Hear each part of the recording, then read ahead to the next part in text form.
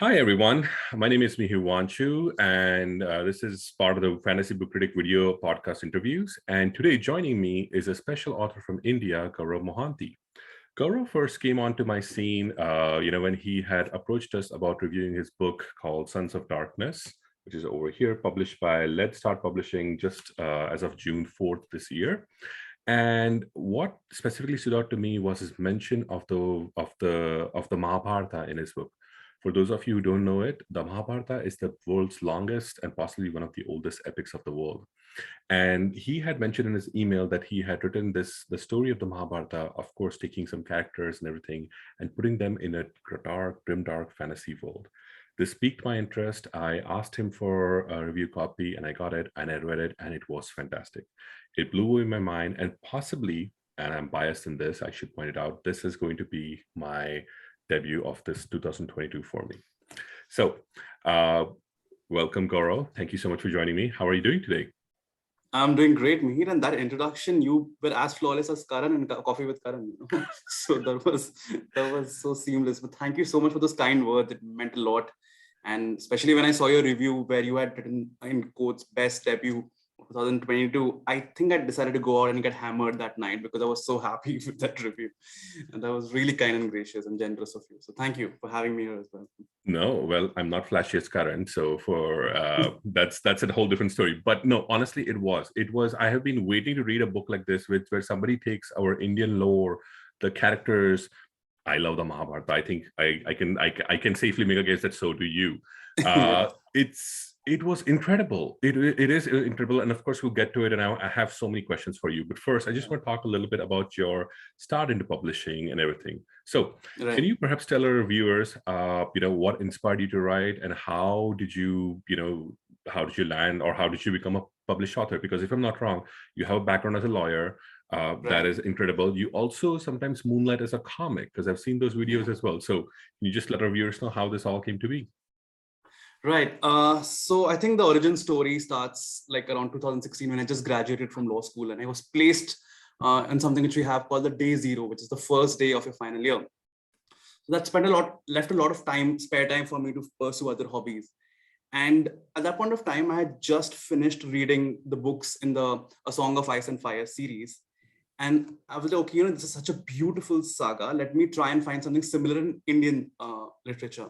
Mm-hmm. And during my hunt, I couldn't come across anything. I mean, I came across Amish, that was amazing. It's a beautiful book. Mm-hmm. But it was compared to normal epic fantasy books, for lack of a better word, thinner.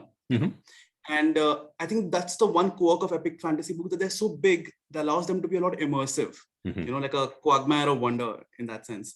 So while looking for it so happened that I also came across a Toni Morrison quote, and this will sound a big cliche, but we did have the bluest eye in my final year in law school. And the quote went something like, if you want to read a book that is not written, it's your duty to write it. Mm-hmm. And I was like, okay, you know what, I'm chilling, let me just give it a shot. And I started writing on the first chapter, sent it to my friends. It was absolute trash. Mm-hmm. But luckily my friends were supportive. And, as Stephen King puts it, you have to constantly keep writing and writing over time. After that, I shifted to Bombay, where I started pursuing law by being a part of a law firm. We were dealing with white collar crime. And our work hours were really grueling, like 15, 16 hours on a daily basis. Mm-hmm. So Sons of Darkness became this sort of escape for me. When I used to come back home, it was a world I escaped to. And I just kept on writing. I had no goal in my mind that this book will ever be completed, or there will ever be a story that comes out which is coherent in every part. But I think 3 years down the line, I realized, hey, 1 second, I think I've just finished something. This makes sense. Should I head into publishing? So that's when I started looking out for publishers while simultaneously reviewing and proofreading my manuscript. Mm-hmm.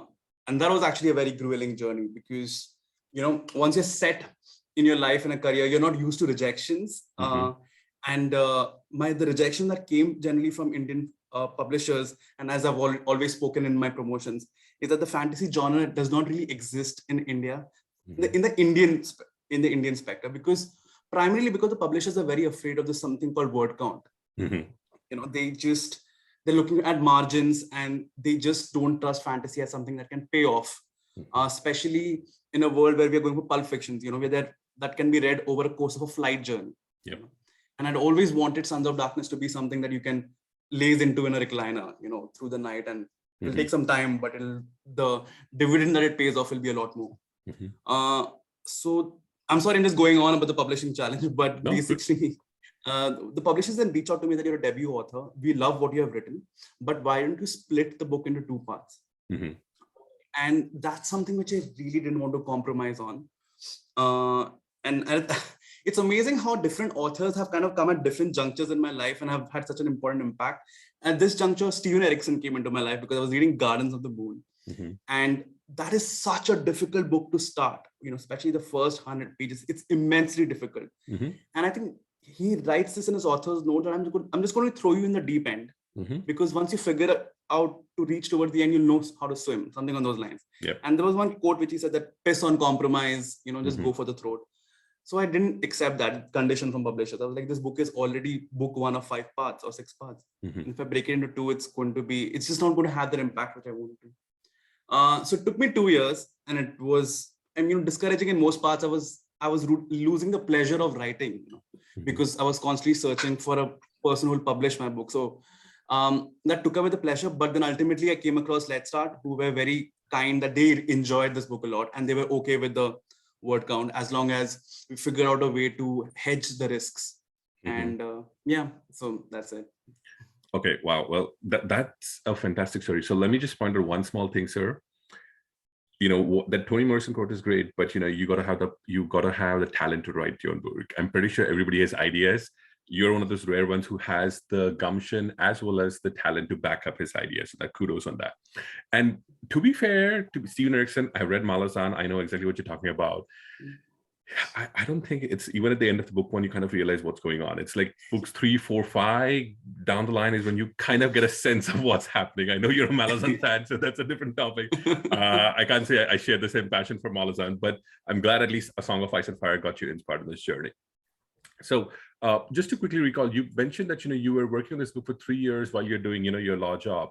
But did it take you how much time did it take you total to complete it? Like from the moment you started during that that first sword fight scene till maybe this end product when you were satisfied that this was ready to go. How long did it take for you to do that? 4.5 years. 4.5 years. It started on 16, and definitely around 2020 was the final product that I was really happy with. But the first time I finished the manuscript, I don't have the date. It was in December 2018. But then once I started going back and giving it the finishing touches, I felt there was a character that was missing, and this is actually going to be an interesting take. So Mati was not part of the original story. Oh, okay, interesting.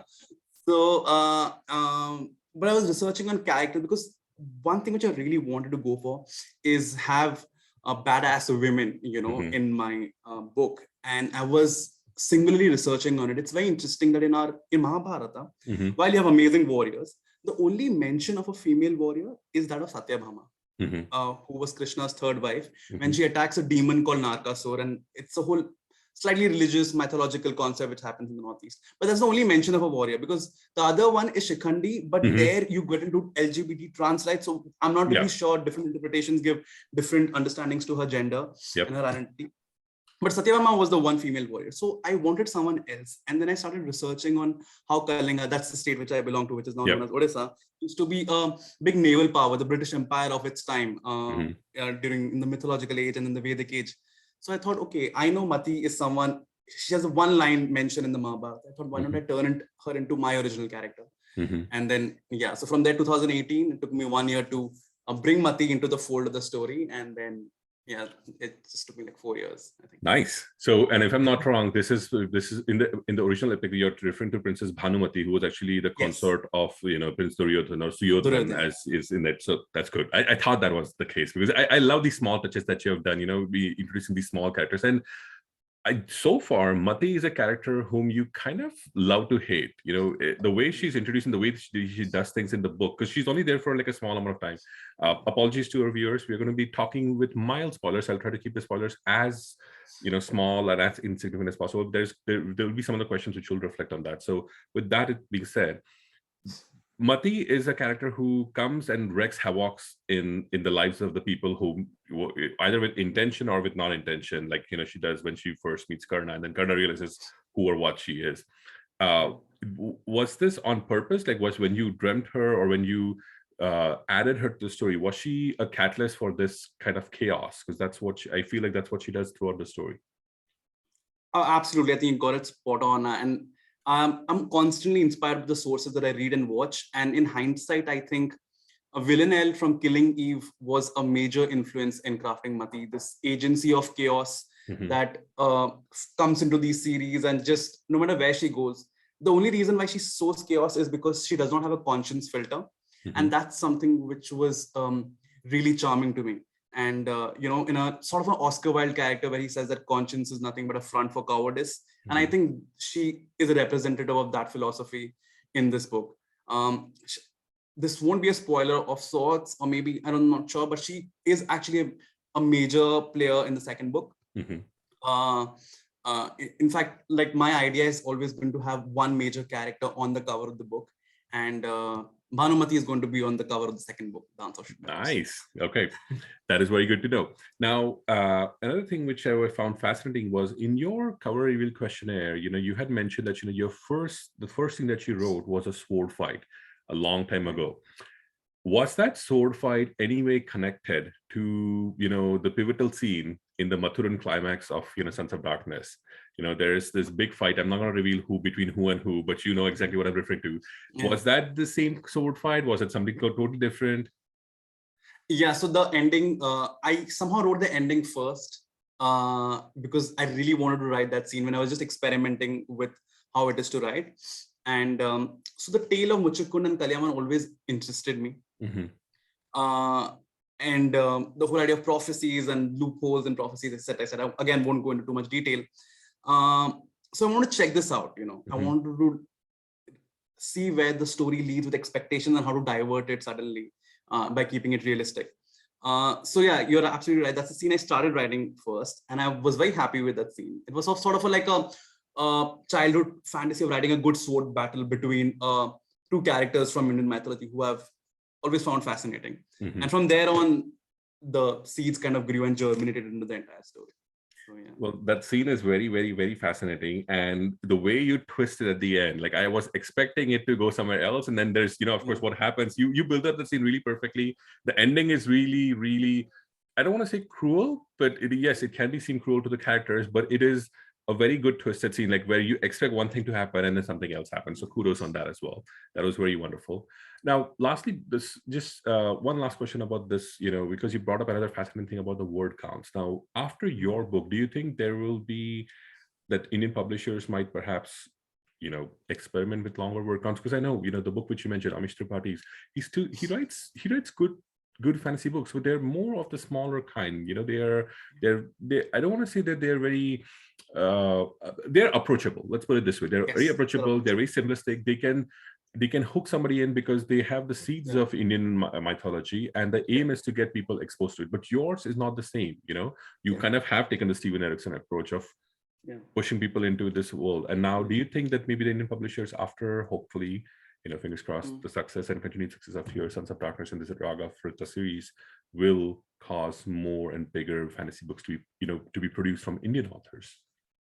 I really hope so, because it's not that this will be a new thing. Indian books have always tend to be chunky. If you look at Amitav Ghosh's, any book of his, or Arundhati Roy, God of Small Things, which is actually a very difficult book to read, but it pays off beautifully in the end. Salman Rushdie. So we used to publish chunky books, but somewhere in the middle, I think post the Chetan Bhagat revolution, where he got 5 point someone and suddenly it became such a huge success, people started going for shorter. The publishers made a conscious shift towards publishing shorter books, because I think the margin tend to be better. Even if they lost out on some, they gained on the one book, which gave them the profits they need. I really hope that this brings back their trust in the long game, so as to speak, especially when it is part of a series. So they will have to have that vision that, okay, if this book works, it's a gold mine that can lead to spin-offs or sequels, prequels, etc. So I think the success of Game of Thrones as a TV show has really helped me make this pitch, at least to my publisher. And if Sons of Darkness works, I hope it can work the same way for another author to bring the fantasy genre. Oh, that's awesome. Well, I definitely hope so, because Indian mythology is so rich. Why not? There's more to explore. There's definitely more to explore. All right, let's talk about the Mahabharata, because that is, I know, a cornerstone of many in Indians. We always love to talk about the Mahabharata, the politics of it, the characters, the who's the better archer and all of that. So what I want to ask you is, what was your first exposure to the Mahabharata? Was it through the TV shows back from the late 80s, early 90s? Was it through your nani or dadis? Or was it through the Amar Chitra Katha comics? It initially started off by my grandmother. I think that's the case in most households. And I used to whenever I used to visit my grandmom, I had to make a choice. Do I sleep in the room with the AC, air conditioning, or do I sleep with my grandmother where there is no air conditioning? And India is a very hot place, and Odisha being a lot more so. But I had a chance to listen to her stories while I slept, and I always preferred the latter. Thank God for that, because so she told me the story of Mahabharata, bits and pieces from here and there, which ultimately over the course of years began this entire epic in my head. And on that point of time, when I was in 3rd standard or 4th standard, my mom started introducing me to Amar Chitra Katha, which was just such a veritable treasure of knowledge. It was beautiful. And especially they used to have each book on each character, and that really helped you get into the character of it, rather than the entire story as a whole, which might be too overwhelming for a kid. I'm sure you guys know, because we all have grown through with Amar Chitra Kathas. So that really helped me as well. And then I read C. Rajagopalachari's Mahabharata, which was awesome because it was designed for adults. I think I saw your comment, read your comment, and I was like, yeah, I completely agree with this. It's so true. It's for adults, but it's also for younger children. Like, a younger teenager maybe can perhaps read it as well. I feel like it's a good way to get them into the interesting story. Then of course you have the bigger versions. Sorry, I didn't mean to interrupt you. No, please, absolutely. I completely agree, because I think I read it in my teenagers at 8th standard, 9th standard, and it was amazing. So there, of course, the Mahabharata story settled in my head. And sometimes I used to try and read the original, I don't know Sanskrit, but the English translation of the Sanskrit text. And that was also interesting. Curiously, Vedvyas and J.R. Tolkien have this unique habit of describing something a lot in terms of lineage. Yes. Like Yudhishthir, son of this, son of that, grandson of that. So I think I found that very similar between Tolkien and Sri Vedvyas, and that was interesting. But yeah, that's where Mahabharata kind of stopped for me. Then I did watch a bit of the show. I found it a lot more interesting than Ramayana, because I guess there was a lot more violence in Mahabharata. Yes. Yeah, and I was so fascinated by Karna as a character and the whole tragedy that follows him no matter where he went. So I think that was, again, very charming. Yeah, that's always stayed with me after that. And okay, so sorry, this is for our viewers, especially for the Desi viewers, they'll understand exactly what we're talking about with regards to Amar Chitra Katha comics, the TV shows. But for our Western viewers, back in the early 80s, late 90s, the Indian TV scene was, it had its moments, but there was nothing which was capturing the audience's hearts and attention. So they first, Ramanand Sagar, a famous producer, produced this TV show on the Ramayana, which was telecast on every Sunday, and people were riveted. And after the success of that TV show, they started making the Mahabharata, which again was a bigger success. So that's what is, we are referring to over here. Besides this, what I found fascinating, and Gaurav, you kind of mentioned upon this as well, most children actually gravitate more towards the Mahabharata than the Ramayana. The Ramayana is of course, it's equally fascinating, but it's a more clear-cut story. There's good and there's evil, and we kind of know that right from the start.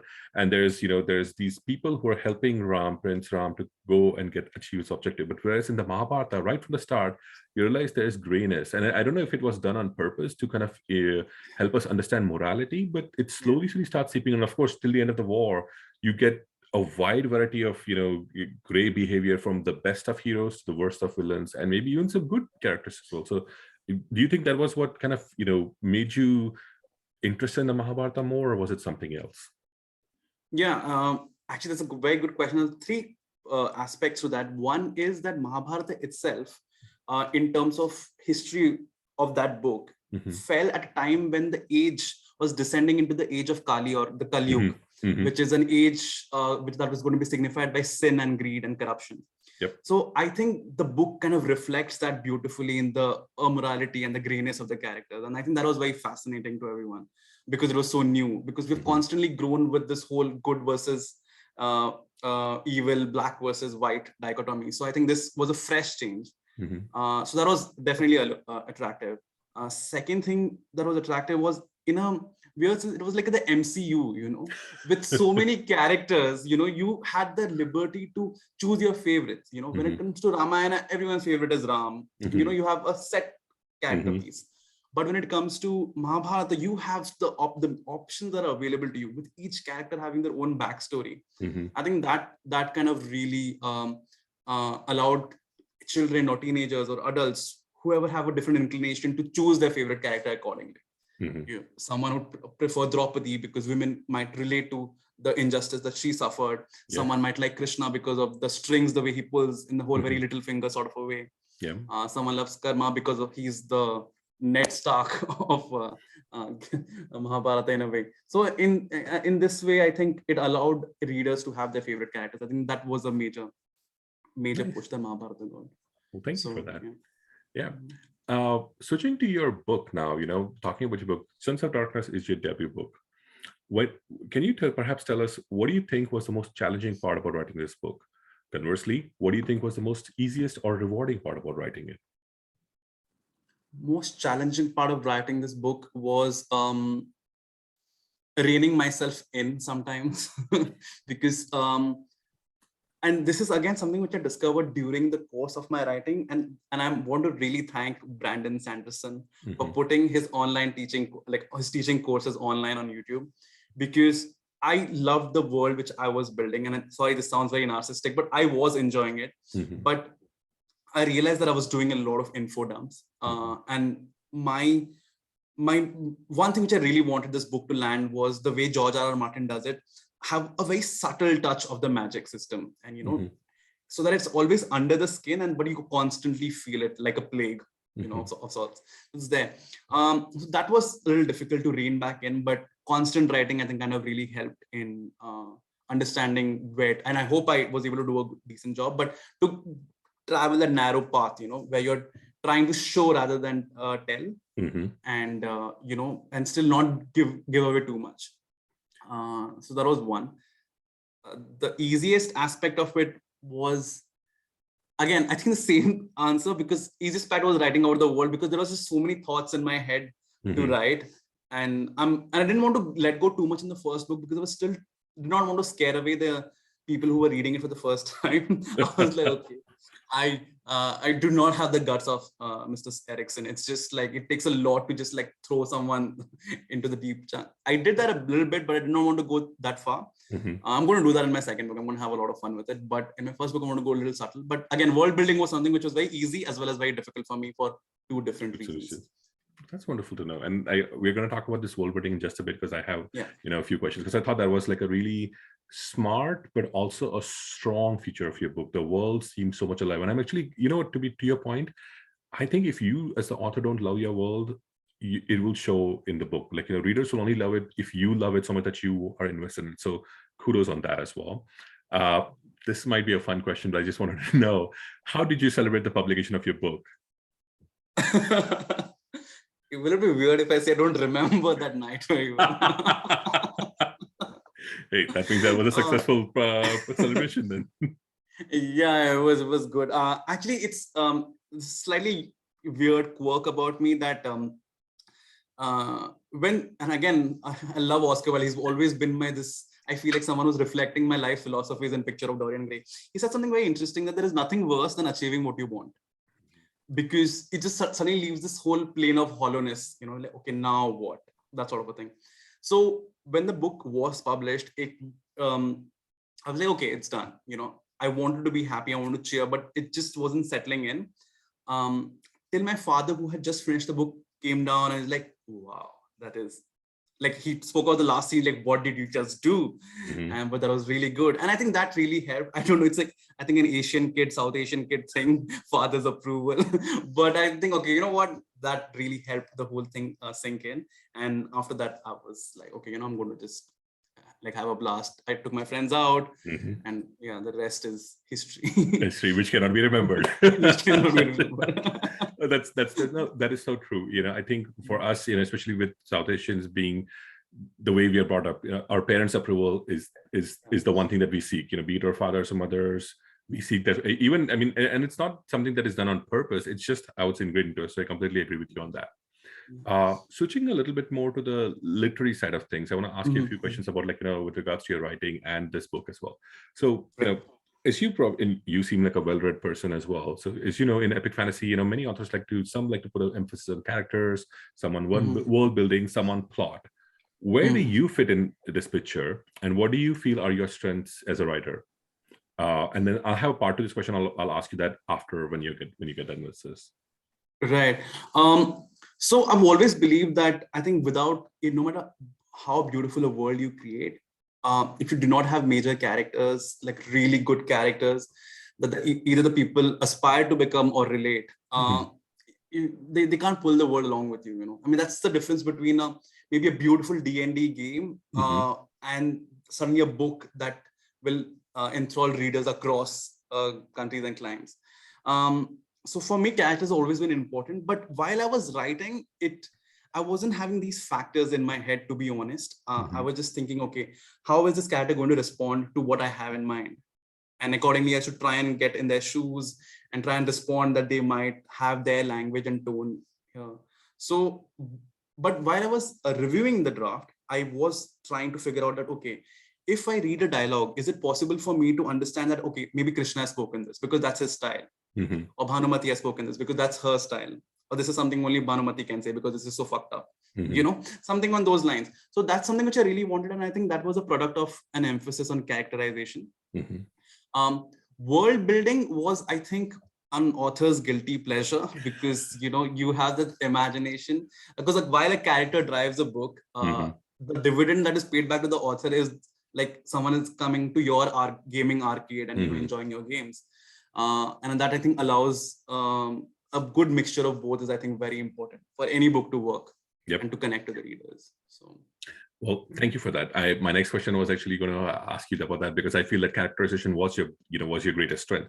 But conversely, what weaknesses or what areas would you think you like to get stronger in with regards to your follow-up books? So from the reviews that I've gotten, and I was trying to figure out, the one consistent feedback that I've gotten is the first 20-30% of the book was very slow paced. And I realized that I understand that. I wonder if that can change. I mean, the second book starts off on a bang, and I do not know if that's a conscious response to the review that I've received, or it's something which I'm always in mind. But I will still stand by what I did, because I knew that I had to place these characters. You don't enjoy a roller coaster ride till you slowly climb to the top. And that's when you appreciate the thrill of, flying down that rail. So I think that was it. But maybe figuring out a way to hold the characters together and take them all together, because there are a lot of POVs. I mean, I barely managed. I can't even imagine how Vedvyas managed it, because he has so many characters. Clearly, that time word count was not an issue. No, so, the only count that mattered for Vedvyas was him speaking loudly and quickly enough so Ganesha wouldn't stop writing. That was the key. That was it. No, I love this aspect what you're talking about over here, because yes, even I pointed out in my review, like it was one of the small negatives that I like to point out, that the first 30, and I said even 30 to 40% is slow pace. But I feel that was needed, because you have the character of Shishupal whom you're being introduced. You have the character of Krishna. You also you don't have a POV from Satyabhama's point of view, but you kind of show who she is, and you kind of explain the whole Magadhan versus Mathura's plot, which is a key point of the series, because it leads to the climax. You kind of have this whole city under siege scenario. You're explaining the different viewpoints of how it came to be. And of course, you have a little bit of, a Karna's POV. And of course, you have that magnificent prologue where it's for our viewers. What Gourav does in the prologue, it's a little bit different. He sets it in a different time and place. Literally different time and place, and there's aspects of science fiction within it, which to a Mahabharata reader will be okay, but for maybe some Western readers might be a little bit jarring. But believe me, it makes sense. And then of course the scene of the theater is set, so that is understandable. Like you mentioned, I love this analogy which you created of roller coaster going upstairs. It builds up the momentum, and then you kind of roll everything down. So I really get that. And I look forward to book 2 with you, which you say which you're opening with a bang. So I can't imagine what bang you're setting it up. All right. Well, talking about the characters, because you created some wonderful characters, and not just the point of view characters, but also the supporting cast. What do you think was the key to writing such terrific characters? I think at least the inspiration was from the characters that I read about. You've read Malazan, The Gardens of the Moon. There was this character, if you remember, called Anomander Rake. I hope I'm Yes. pronouncing it Yep. right? And he was amazing. There was such an allure and a mystery and an enigma to that character. And I think, and if I may be wrong, but for at least the first 7 or 8 books, Erikson has not used him as a POV character. And he said in his interview that would take away the magic from it. For a long time, I debated whether to have Satyabhama's POV or not, because she was such an important part of this book. But I wanted to understand her from Krishna's perspective, have this amazing banter between them. So yeah, I was definitely inspired by the characters that I read around me, whether it be in A Song of Ice and Fire or the Malazan series. That definitely was, a major. Okay. I'm sorry, I lost track of I kind of lost thought. No. I was thinking about my time when I was writing Satyabhama, and I just got lost in that thought. Sorry. No. You explained that really well, because my next question actually focuses on Satyabhama. Like you basically mentioned earlier that you recall reading in the story that in the original Mahabharata that Satyabhama is mentioned as a warrior woman, and you also seem to be a writer who likes to not just make women badass, but also highlight how complicated and complex women can be, not just from the good point of view, from like in Mati's a chaos agent, Satyabhama, who is a warrior, who's a simplistic warrior, but who also has a strong center. Like Krishna is drawn to that. He has 3 wives in the book, but and it is very evident that he loves Satyabhama the most. And how did you create this complex picture for Satyabhama? Like based on that small description, the original epics, how did you recreate her to be such a fascinating, deadly, and at the same time an intriguing character? Right. So when I started with Satyabhama, I knew that she was the one warrior woman, as I just spoke of in Mahabharata. There was this one line mentioned. And then I started thinking about it, like, what will it mean for a woman who's a warrior, who I can assume is a very strong-willed character, to be the 3rd wife of a very charismatic charmer, who already has 2 wives before her, someone who's used to being respected on the battlefield as a war general. Suddenly, when you're relegated to the 3rd position, that to a person who she perceives to be two Disney princesses when it comes to Rukmini, or when it comes to Jambavan, belonging to a different race. What kind of issues does that create in her? And that's something which I really want to deal with. And when you are trying to, warriors generally, they sometimes have a reputation to uphold, which they really aren't. So when you're called the war mistress, you can't suddenly decide to, at least you think that you suddenly can't decide to cry and, let go and be a soft dough or something of that sort. But I think there was one scene where Satyabhama was just sitting on top of the walls of Mathura and just having a drag, and then Krishna comes and has a conversation with her. And I think that was a beautiful scene for me to write and get in the mind of Satyabhama, to understand what are the conflicts that she's having, and what does she ultimately choose. And this specifically in a society which is patriarchal, where the idea of a woman is to have babies and children is a very pronounced thing. So to be a black sheep in that aspect, like what were her thoughts on it? Did the gossip of other women affect her? Sometimes we look at these amazing women who are in power and think that they are untouchable, but we have always seen these women respond back saying that hateful tweets hurt them. Even if they are powerful, someone spewing hate on Twitter really affects them. And I thought that really resonated even in the Satyabhama case, where she commands an army, but if some other woman somewhere is saying that she's barren and why hasn't she had a child for Krishna yet, it will pierce that armor. So all of this concept was very interesting for me to just write about. Well, you created a really successfully complex character in her. Like, I was fascinated because, again, Satyabhama, we don't really know a lot about her. I just knew that she was a wife of Krishna, but again, I was fascinated by her. And I know she's featured on the cover as well. I believe this is her, but she was fascinating. Now, going on to the other characters, what I love was that you had twisted the origins of so many characters, like, Princess Bhanumati from Kalinga, Shakuni from, Gandhara, even Muchukunda, and Jambuwan, because technically Jambuwan is, and again, a little bit of a spoiler for the readers, Jambuwan is a literally a bear who is, has human intelligence or possibly even greater intelligence, but he's from the Ramayana, and you put him in the story. What was your reasoning behind twisting these characters and their origins so much? How did you decide what to twist and whom not to twist?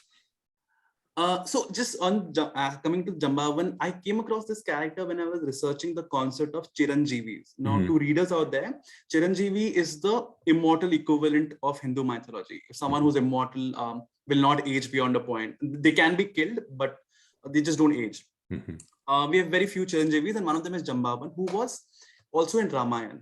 Now, in terms of Hindu mythology chronology, I think Ramayana comes first, and after a long period of time, you have Mahabharata. Interestingly, Jambavan does feature in the original Hindu mythology, in Mahabharata as well, where Krishna is trying to figure out, someone has stolen the Samantaka jewel, and everyone is accusing Krishna of having stolen it.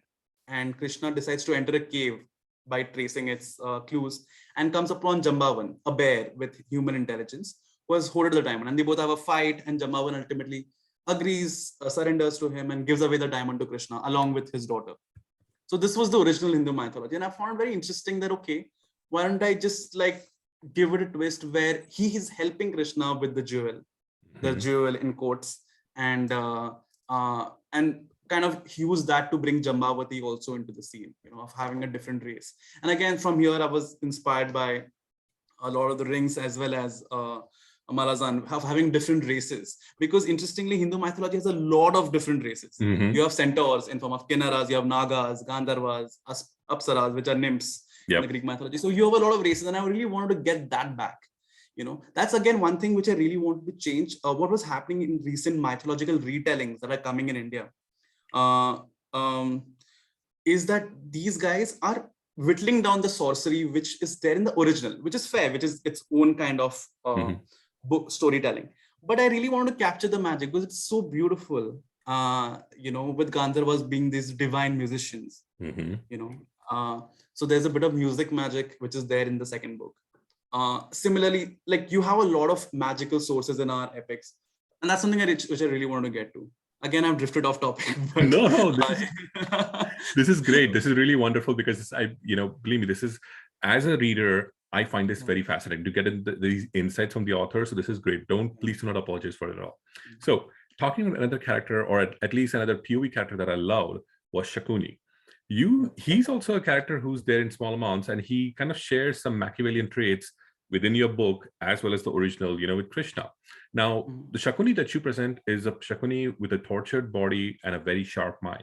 In this regards, he reminded me a lot of Stan Dan Glotka from Joe Abercrombie's, the First Law trilogy. This was an interesting twist, but the funny part is you quite never reveal. There's a hint or two of what might have happened to Shakuni to get him into the stage, but you never really reveal what happened to him. Well, can you tell us more about this? How did you think of this new interpretation for Shakuni, and possibly give us a hint about what lies ahead for him in the future books?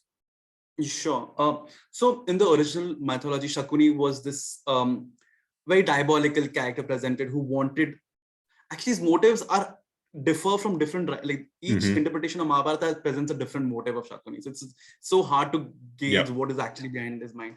But I think the basic idea was that he wanted to break down Kaurava Empire. He had some bone of contention with the Kaurava family, which is basically the ruling family of a kingdom in my book. So when I started writing about Shakuni, there's this prince who has lost his kingdom and has suddenly turned into a sort of a staff in the Hastina royal family. And I want to understand, what does that do to a person? And I wanted to aggravate it because in certain retellings of Mahabharata, Shakuni is someone with a limp, who walks with a limp, at least in some of his television takes as well, where he constantly walks with a limp. And I thought, why does the limp really affect him so? And does it give him pain? Does it formulate his anger for the royal family? And in this one constant theme which I really want to explore in the book is that vengeance is a big theme in the book. Revenge, etc., etc. One thing about what I found about anger, there was a line which I wrote that nothing ruins an effort, nothing ruins romance more than an effort to make it last. And I think the same thing goes for revenge and anger as well, because if the anger is not quenched immediately, it kind of dilutes. But with Shakuni, this constant pain is a motivating factor, that kind of really cements his motivation, so as to speak. Brandon Sanderson always says that you need to have a character motive, and I wanted Shakuni to have a constant reminder of what his ultimate goal is. And I'm pretty sure that subconsciously I was very inspired by Glodka. I hope I'm pronouncing that right. I think so. Yeah. No, because it was again, I want you to clarify that it's not that Shakuni's character is a copy of Glotka. What I liked about them was both of them were motivated by pain, like you mentioned. Like the pain was a constant feature in their lives. Even something as simple as climbing stairs.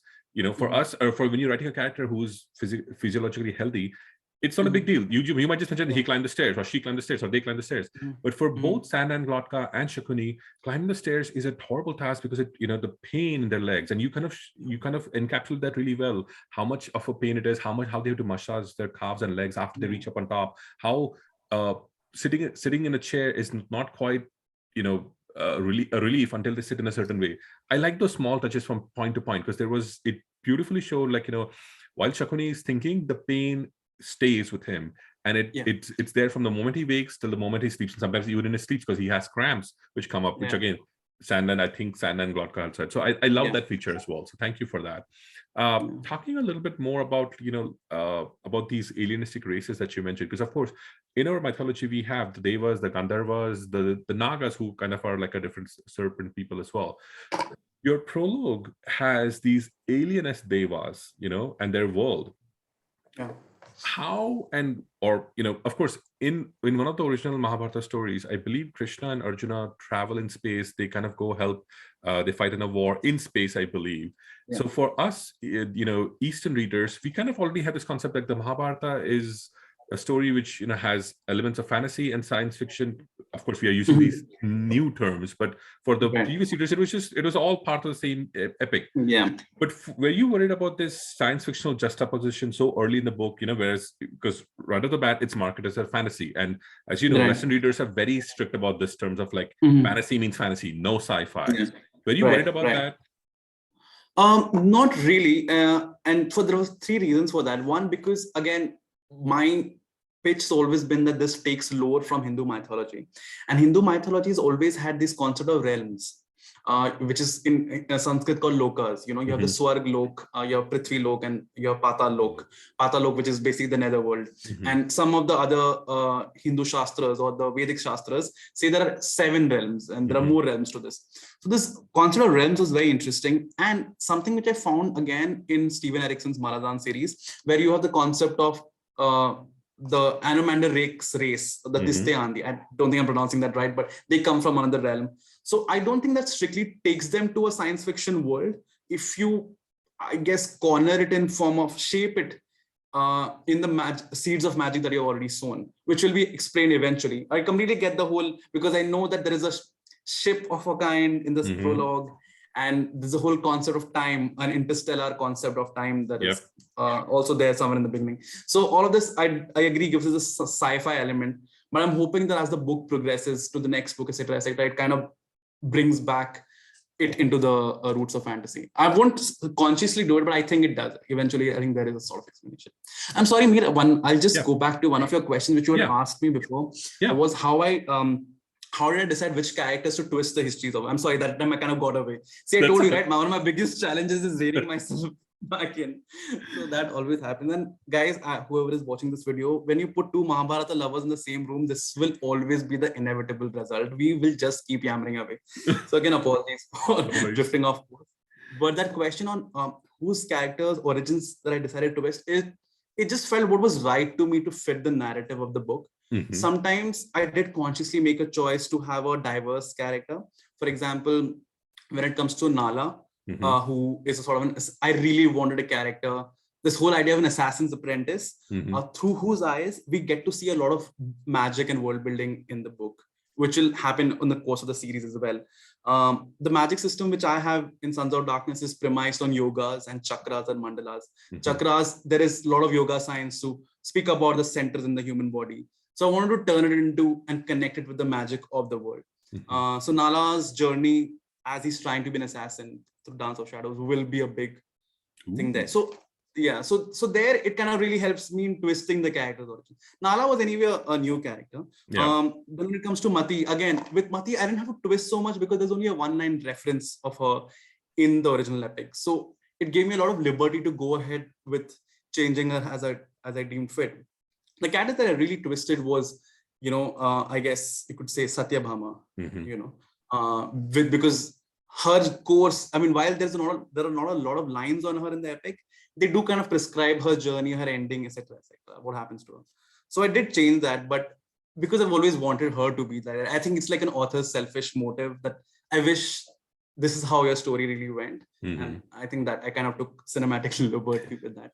So No, that was awesome. That was really awesome. Since you mentioned this, I want to have a follow-up with this with regards to other characters, Muchukunda and Kalyawan. Both of these are very minor characters. In fact, Muchukunda is kind of not even, I don't even know if he's technically mentioned in Mahabharata. I think he is a part of a different mythological set only. Yes. And Kalyawan is again a throwaway line in the Mahabharata. I did not remember Kalyawan at all. I actually looked him up and then I remember he was a Yavana prince. So I want to ask you about this. How did you even were you aware of these characters before, or did you do some research to bring them into the story, or did you think I have a need for a character like this, and then when you amongst your research you came across someone and you were like, oh, this fits the story really well? How did this amalgamation happen? I think I'm going to really love the origin story for this answer.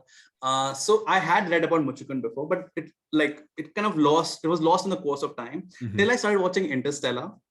And when Matthew McConaughey was stuck in that island of water where time flows in a very different direction. And I thought 1 second, hey, this concept is there in Hindu mythology, and I just immediately went back and tried to remember the name, and I came to the story. The original story is basically of this guy fighting for the gods in a place where time flows in a different speed. I won't deep dive into this for fear of spoilers, but so that was very interesting to me. And the idea that in the original book, original lore, he basically asks a boon from the gods that since I've done so much fighting for you, just let me sleep. Okay, and I can relate to him. Working in a law firm, I totally understand why is he asking time to sleep. But I just felt that someone who was not given this disclosure at the very beginning of time flowing in different directions would have a bone of contention to pick with them. And from there, I was like, okay, this does not seem like a natural reaction to someone who's been told that things have changed back home, to put it subtly. And that was very interesting. The other thing was of Kalyavan. I found very interesting that Vedic mythology around that time mentioned races from Central Asia and Middle East in that sense. Yavanas, correct. Lechas, correct. Lechas. So I really wanted that character to be there as well. And I wanted to have a concept of reverse racism. Basically, in a world which is filled with brown characters, white is considered inferior. Or like Greek, olive skin, whatever. So that's something which I really wanted to get into because of the whole idea of this whole concept of Mleshas. So that Kalyavan really helped me. And the fact that Kalyavan did have a prophecy going around for him at that point of time. So I thought, okay, it'll be fun to deal with this prophecy. And I love the whole idea of prophecy, especially when they're meant to misdirect. So that's something which George R. R. Martin does really well sometimes. And when you have so many people discussing the different theories that are possible, that's something which I've always wanted to have for an Indian book. So yeah, definitely. The funny thing about reverse racism that you mentioned, because I remember there's even a dialogue in this, the reason why they consider themselves, the other race as inferior is because, and this is really going to sound gross, but as an Indian, it's as a South Asian, it's very, when it comes to going to the bathroom in South Asia, people wash their behinds like with water. And the concept is that even in this world, it is the same. But these outside races, they do not. And there's a line or a couple of characters even talk about this. They're not even clean. And that's why there is this, the uncleanness is what is referenced to which is very funny, but which is very interesting as well. That I thought, that it brought me a chuckle as to why they're looking down on these Yavanas, for that very reason, which from their perspective makes sense. These guys are unclean and they stay unclean. Around that time as well, like the British, sorry to interrupt, but around that time as well, because those areas were a lot colder. When I see these Arthurian dramas, they took showers like once a week or something on those lines. But for a Vedic guy, if he did not take a bath in the lake before sunrise, it was considered like, okay, my day is not going to go good. Like taking a bath was so important in our culture. Yep. So I think from that perspective, viewing them as unclean from their psyche was kind of interesting, and as you said, funny.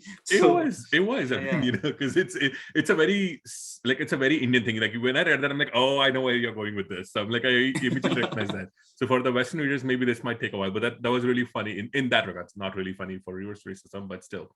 I do want to talk about your idea, because you present this series as a kind of like a grimdark geopolitical reimagining, because you have these various not countries, but you can say kingdoms and empires. They're jostling with each other. How did you, and also at the same time, you mentioned, you have magic, which is kind of like underneath everything. There's also the whole concept of godhoods. Gods, the devas are kind of forgotten, similar to what George R. R. Martin's White Walkers. They're thought to be this child's fable to scare children. Your world also has this as well. Can you maybe talk a little bit more about this? Like, why did you think, or how did you even come up with this idea of this whole, the Mahabharata being this whole geopolitical mess? And of course, you have kind of you have even presented a map of the scenario of how the world is. But can you talk a little bit more about this? I'm really fascinated as a reader, how the Mahabharata, the story of the Mahabharata presented in the secondary fantasy world, is this grimdark geopolitical mess, and you kind of introduce different POVs to kind of show it from all sides. Right. So I think when I was researching back on India in the mythological age, so to speak, it was exactly like the European Union of the 1940s or the present day European Union. It was just a bunch of fractious states constantly contending for power. And I think that was very interesting and allowed me to connect to my whole George R. R. Martin dream of having different kingdoms struggle for power. And especially because with India now as one single country, and with us being a part of a diverse state, we love that unity which we have. But there was a point of time when that wasn't there. And because of that, the cultures of different kingdoms were very different. So in my book, for example, the South has a form of an empire, which is much more liberal when it comes to women's rights, having female soldiers, etc., where you have the North, which is a lot more conservative. And as we go in the second book, where the East and the West are introduced, they're going to have, again, very different cultures working out for them. And I think that was very interesting. Again, a world building is an author's guilty pleasure. So that really helped me to deep dive into that, figure out which culture suits which region best. And even in that, I took inspiration from actual history, because Kalinga, Odisha, which is my state, has always celebrated a festival which is called Raja, that celebrates the onset of periods in girls, which is otherwise considered a taboo in the northern states. So that way, the basis of having the southern kingdom more liberal towards women, where you can have a pirate princess like Bhanumati, seemed logical in my head, as compared to the north, where Draupadi has to go into a swamber, where she's in a way auctioned off to whoever wins that tournament. So that allowed me to have these different cultures within one subcontinent. So that was definitely one thing. And I had a lot of fun drawing the sigils, writing those words, putting on my George R. R. Martin beard. So it was just, I had a blast with it. And I really want to get there, because that's something which the Mahabharata, while it's so expansive, if there's one thing which, actually, technically that's not true, Vedvyas did have a separate sigil for each prince. Yudhishthira had a sun and moon, someone else had a moon and a star. But he did not really describe a sigil of an entire kingdom as a whole, like Kauravas, what did they really have? And I think if there's one thing which unites the entire world, is the kingdoms need to have a symbol describing it. Like whichever kingdom we take, they always had a symbol which described them, like a flag or something. So I thought with that concept in mind, I thought, okay, let's have different flags, which kind of fits in. So if you look at Hastinapur, it has an eagle because it believes that it's higher above everything. And they really have a big emphasis on law. And dharma. So that's that concept. Lion being the king kind of falls into the empire's realm because they want to conquer everything. So I kind of try to place the sigils as it matches that kingdom's ethos. Oh, that was really fascinating, because I love that, on the map as well. And then you have these prophecies where all the prophecies, they often mention the sigil. They don't mention the characters. They mention the eagle, the cow, the lion. And it was really fun to kind of try to figure out, like, is this a true prophecy? Is it a false prophecy? And so I love that decision of yours and what you're doing. Let's talk, because you have mentioned this a little bit as well. I want to ask you about the sequel which you're currently writing. I believe the title, it's tentatively titled Dance of Shadows. Am I correct in that? Dance of Shadows, yes. Okay. Yes. Can you offer us a progress report about it, like, where you are with it? I understand, different writers are different. Some people don't want to talk about it. So anything which you're comfortable with, can you offer us? And also, can you give us an outline for the series? How many books do you plan for it? Or is it fixed, or is it, perhaps not fixed? You're aiming for a certain number, but maybe it might change. Can you talk a little bit through about that? Absolutely. So in my second book, I think I'm halfway there. The thing is, I started writing the second book immediately after finishing the first book because, the momentum was continuing and I was really happy with what I was writing. But in the middle, publishing kind of came in the way, the whole journey to try and get published, and which was a little frustrating because you're like, okay, why is this taking so much time? And the impatience kind of gets the better of you. Again, Stephen King said something very beautiful in his book on writing. He says that if any book takes me more than 3 months to write, I bench it because I can't come back to it. Now, then the characters start feeling alien to him. So because of this whole break that took place because of the publishing journey, there was a lot of gap. But I had written like 30% of the novel back then. But I come back now with obviously a refined perspective. The book has changed, blah, blah, blah. So 50% done through that. What Dance of Shadows deals with, it's actually like Storm of Swords and Feast of Crows of George R.R. Martin. It takes parallel to the second part of Sons of Darkness because it deals with characters who we don't deal with in the last part. For example, Karna, Parshuram, he was trying to stop the prophecy from happening, but maybe he did fail, looks like it from the end of the first book. So, but why did he fail? Like, where did he end up in? What is happening with Masha, the oracle in the book? So that answers a lot of these questions. What happened to Mati when she pulled off such a huge gambit? What is the fallout of that? So second book kind of deals a lot with that. And that's why the term Dance of Shadows, because somewhere in the book, I think I've explained this, like Parshuram is telling this one person that every warrior learns the art of the sun because they fight on the battlefield with swords and everything. Dance of Shadows is what takes place in the lurky alleys, in the corners, behind the veil. And the second book is something like that it's happening. Because Sons of Darkness is the primal scene, like an art of the sun sort of thing where things are happening. And Dance of Shadows is exactly what took place behind the scenes. So it kind of goes into all of that. Awesome. And what are your plans for the series as a whole? Also, what is your new title for the series? Yeah. So the series I intended to be 5 books, but look, sometimes, as I said, sometimes the way the words get away from me, I just hope that I'm able to rein it in. But the way I have planned it as of now, it looks like it'll be done by 5 books. The title of the series is something which I really worked hard on because I wanted to connect with the book as well as its core element, that it is really inherently desi in nature. So, and the two Sanskrit being the core of that. So that's why I named the series Raag Of Rta. Raag being, I love that word because it's a term which has no English translation, no Greek translation. There is just no corollary to that. And that's something which I really found interesting. And the music is so soothing to the ears and to the soul. And I love that. And Rita being this, again, a concept which is found of multiple English definitions rather than have one straight out definition. It means the rule by which the entire cosmos runs.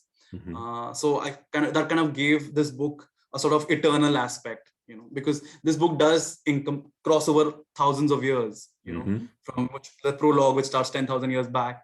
And so I'm going to constantly shuttle between these time periods often across the series. So it's, I think that kind of helped in defining the whole expansive focus of it. So nice. So if we have 5 books to look forward to, 5 is a very specific number for the Mahabharata, because of course with 5 Pandavas and everything. So I'm wondering if that was a conscious, or just like it just happened to be 5. Well, I actually wanted to be 7 because ever since I've read Harry Potter, I've always believed 7 is the most powerful magic number. So I've always been obsessed with it. So that was always the plan. But the thing is, while I'm writing, sometimes a situation comes where I need a character, and then suddenly the character becomes so fascinating that they become a POV character. That's what happened with my second book.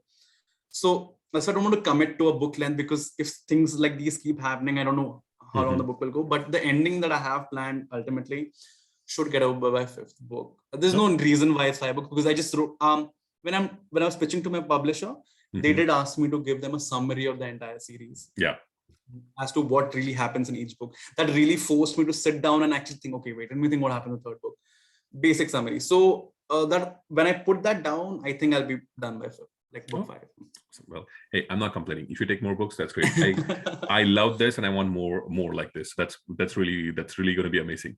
Can you perhaps tell, for readers who haven't really read your book so far, and I'm hoping that they do, but can you kind of describe what type of a writer you are, and what would be your elevator pitch for the Raag of Rta series? What kind of a writer I am? Okay. Unfortunately, the words that are coming in my head are not very flattering, but it's basically someone who wants to be the R.F. Kuang, George R.R. Martin as the Tolkien of India.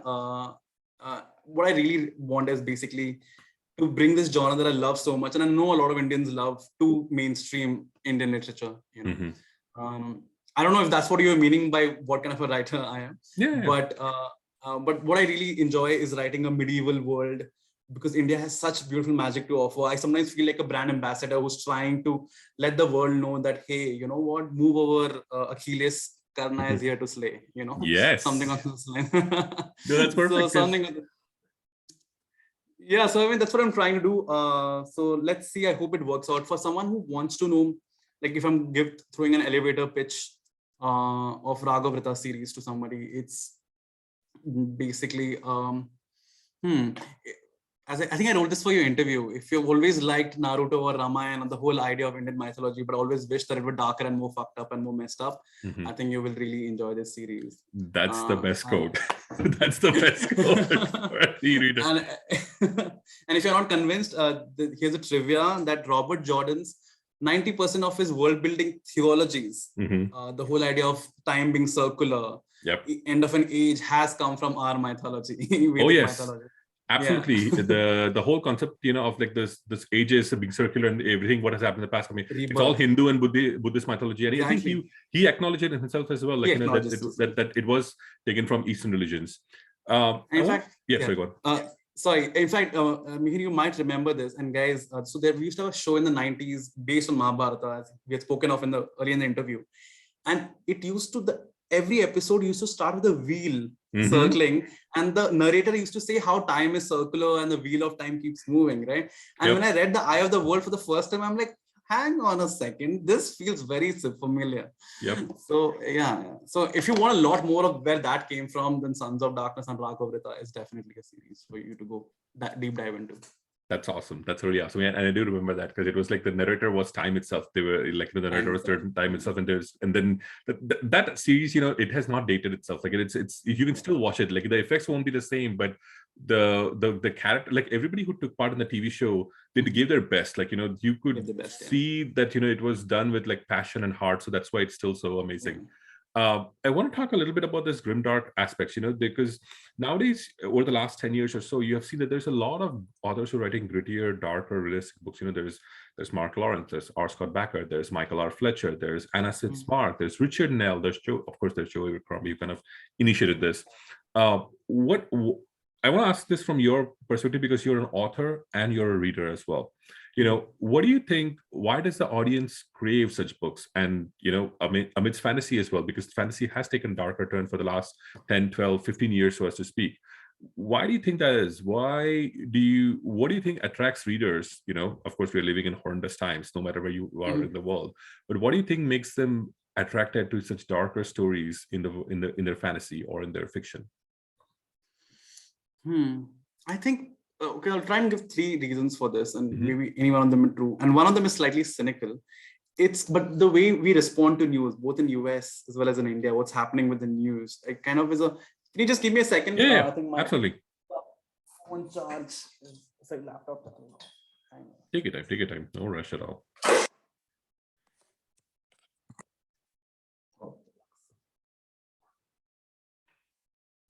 The wires around here are like Medusa's hair. Right. So, I mean, what we saw with Trump and generally the news everywhere, I think that revealed something very interesting about the human psyche, that we kind of gravitate towards violent content, and at least we have been so for the last 15 years. I'm not quite sure why, but that's something that's been a conscious shift in our psyche. The second is also because of what has existed before. Since, for lack of a better word, Tolkien's fantasy has kind of gripped the scene for such a long time. When you have such a positive for such a long time, you instantly have another antimatter. When you have matter, you need to have antimatter. And I think this is kind of a response to that. And it's giving them the fresh new perspective on a world. I'm sure after like 5, 10 or 15 years, Grimdark will start going on, and again you will go back to the hopeful good versus evil fantasy. This is a constant, like the wheel of time, it keeps turning. Maybe that's an answer. But the other reason is, I think, and primarily why it attracts me, is because it not only allows me to escape into a different world, but the world really feels grounded in my reality. Like if I have gone over to a Joe Abercrombie world, it does feel like it's my world, but with a crazy wizard who's like waving around his magic stick. Same thing goes for other grimdark fantasies as well. I think they feel really real to our world, which makes the whole process of escape into a book just like walking into another room. Because when let's say if I'm reading any of the Tolkien books, I'm reading about the Shire, it's so beautiful, it's so magical, it feels like a dream. But there's always something in the back saying that, okay, maybe this doesn't really exist in our world. You'll have to take a ticket to New Zealand, which is anyway so fucking expensive, and stuff like that. But when you read a grimdark fantasy, it's like you just have to step outside the house and it's the same thing, but there's an element of magic involved. So I don't know, it just feels, I guess at the moment, a lot more real and realistic. No, that's very true. That's very, very true. And that you kind of put it so concisely. So that's really fascinating. I want to ask you then, well, with you being a reader, what are you reading currently? Are you have there been any books or authors that have kind of that you've come across recently that have wowed you? Would you like to share that with our readers or viewers? Yeah, sure. I mean, I was in a mood for something light, and I just finished Kings of the Wild by Nicholas Eames, which is such a hoot. It's so easy to read. And again, it was another part of my childhood, who used to constantly imagine monsters with my fingers and make them fight when I was sitting in the last row of, when I was a kid. And I just felt that he has translated that into actual words, and that felt very nice. I read a lot of books at the same time. And that's why I take a lot of time to finish them, but I finish them all together. I'm also like mostly done with The Lions of Al-Rasan by Guy Gabriel Kay. And again, his writing is so different from the other fantasy that it's very poetic and very lyrical. And it's a slow burn. It definitely doesn't feel very realistic, because sometimes he goes into a lot of poetry form, but it just feels very nice. Someone is playing a violin in the background. The third book, which I'm finally getting into, is apparently a must-have in fantasies by N.K. Jemisin. It's the whole inheritance. Yeah, so I've just finally delved. I've just started reading the first book, and that's so good. And I'm reading, and my books are here. The Trouble with Peace. That's the second book in the Abercrombie. Oh wow. Okay, so you're definitely reading from all different types of authors, as well as different types of fantasy. Well, that's really fun to know.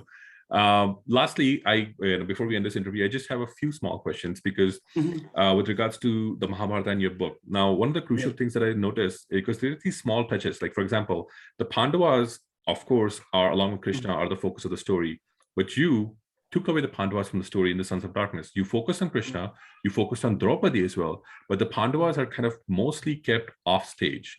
Why? Why was that decision? Actually, this has a lot to do with the name of the book.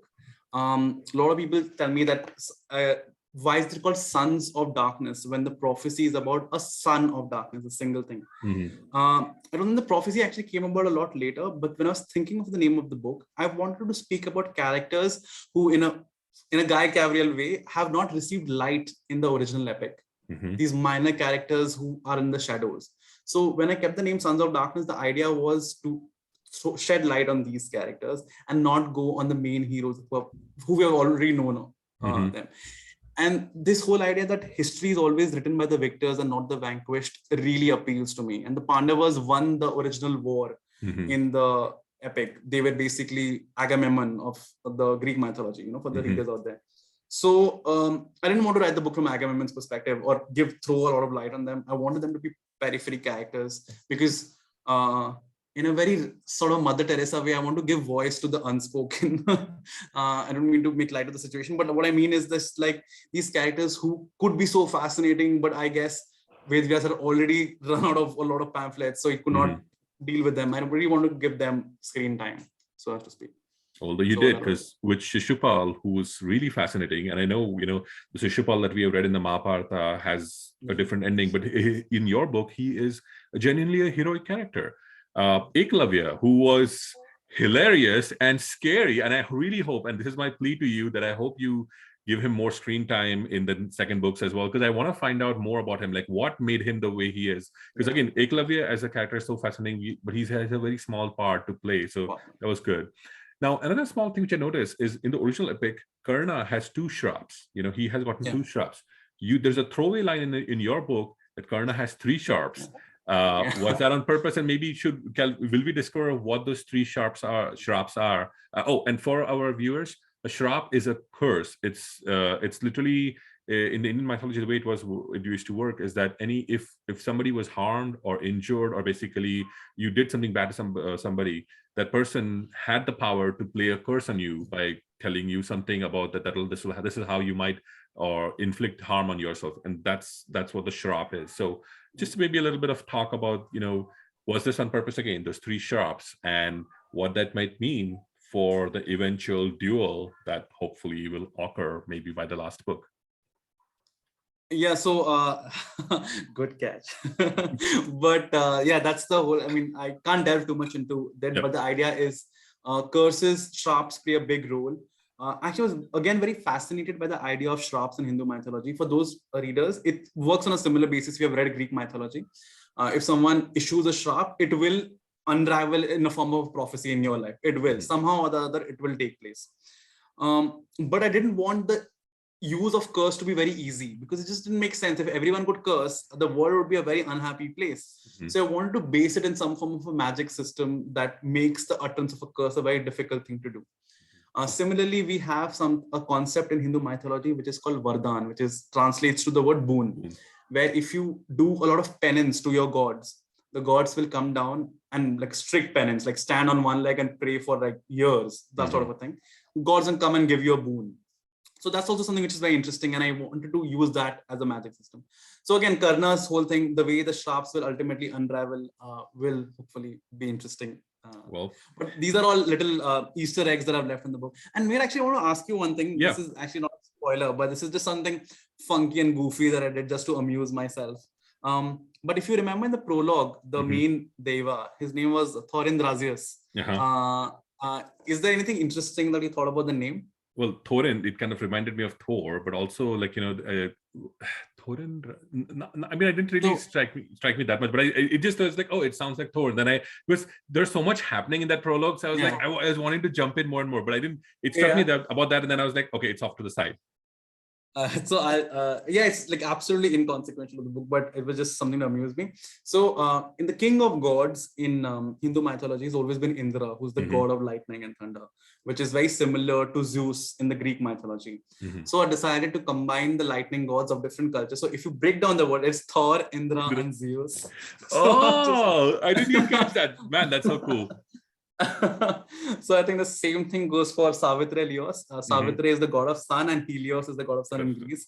So I just combined the name. Well, I love the small touches of devas that you have in the book, because I hope that there's more and more exploration about them too in the future books, because they are alien-esque again to the readers, but there's a couple of characters, and I won't reveal who, they have strange connections to devas, and that's what you kind of see in the middle of the book and in the later half as well, because I think there's something else going on, which of course auguries, Masha, Nala, everybody's roles come into play. So I can't wait for the sequel, Shadows, the Darkness and everything. So Gourav, I wanted to thank you again for your time today. Thank you so very much for taking the time, in your evening and for your busy life. Any parting words for our viewers? Definitely follow Fantasy Book Critic, because they write amazing reviews. So that's for sure. But I hope you guys had fun listening to a bit of South Asian culture in our conversation today. I'm sorry if we kind of started having using words that did not make sense to you, but hopefully they'll make sense when you read the book. I'm trying really hard to bring fantasy genre into India through this. And if you could just give it a shot, take a sample chapter, I'm pretty sure it won't disappoint you. And if you do that, thank you. Thank you for trusting this book. Well, thank you. I'm really bad at this. I think next time I'm going to have a farewell speech written. You're not bad. Don't worry. So for our viewers, the book is Sons of Darkness. This is truly fascinating. It is an amazing book. I will post the links to where you can buy them all over the world in the description below. There is also going to be a review of the Sons of Darkness from Fantasy Book Critic, so you can check that out as well. It is currently on sale on Amazon. The Kindle book is only for $4, so if you want to check it out, it's a big chunky book. As you can see, the paperback is gorgeous. The cover is by Michaela Alcano, if I'm not wrong. She did a fantastic job. You cannot, like, it's just beautiful. And as again, I'm a little bit biased, I'll freely admit that, because I'm a Mahabharata fan, and this author has combined the Mahabharata in the secondary fantasy world and has still made it interesting. To a person who knows so much about the Mahabharata, I was enthralled by it. So if you can give it a check it out, it'll be amazing. I'll provide all the links so you can check out no matter where you're from. So thank you so much to everybody, and thank you to you as well, Gaurav. It was lovely to meet you. Thank you, Mihir, for having me. This conversation was absolutely riveting, and thank you so much. It's amazing to chat with a fellow Mahabharata fan. Thank you. Cheers. Take care. Bye.